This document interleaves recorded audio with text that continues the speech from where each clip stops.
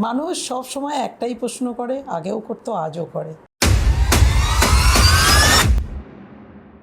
তেল সাবান দিয়ে কত দূর যাওয়া যায়?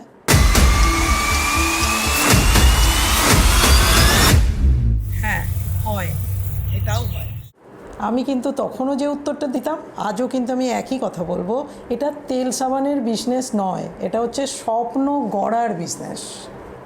তারপর চলতে থাকা, মানুষের প্রতিটি কথাকে মিথ্যে প্রমাণ করা।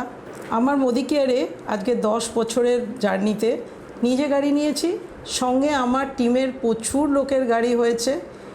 প্রতিটা মানুষকে এই 10 বছরের নাকে হ্যাঁ করা, লোকের অবিশ্বাসকে বিশ্বাসে পরিণত করা, টাইম লেগেছে, 10 বছর টাইম লেগেছে, বাট হয়েছে।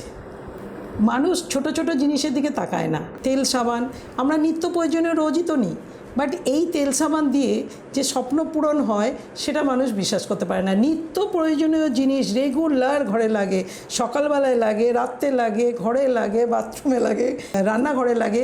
শুধু এইগুলো নিজে ইউজ করে যদি স্বপ্নটাকে সত্যি করতে পারি, সেটাই হচ্ছে মোদি কেয়ার।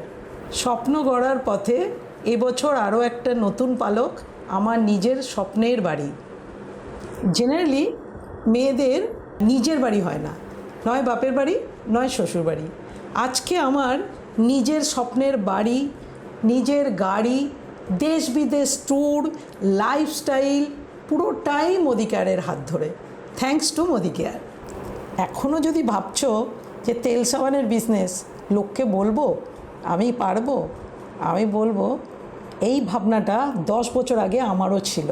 আর যদি এই ভাবনাটাকে আমি প্রশ্রয় দিতাম, তাহলে মোদি কেয়ার দুর্গাপুর থেকে ফার্স্ট বাড়িটা মিতালি ভট্টাচার্যির হতো না।